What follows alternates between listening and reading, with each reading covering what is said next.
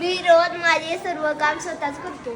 छान. कोणती कामं स्वतः करतो पण? सकाळी उठल्यावर हातरुणाच्या घड्या घालतो, माझ्या आंघोळीचे पाणी मीच घेतो अरे वा, आणि जेवायला सुद्धा मीच घेतो. अरे वा, छान. हा चल गायत्री तू सांग.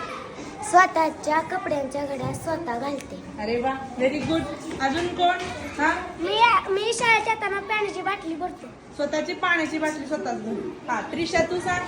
मी जेवण झाल्यावर झाडून काढते. स्वतःचं झाडून स्वतः काढ. ठीक आहे, छान. हा सांग राजवर्धन. मी माझे जलार हात धुतो ताटात, मग तीच पाणी पितो.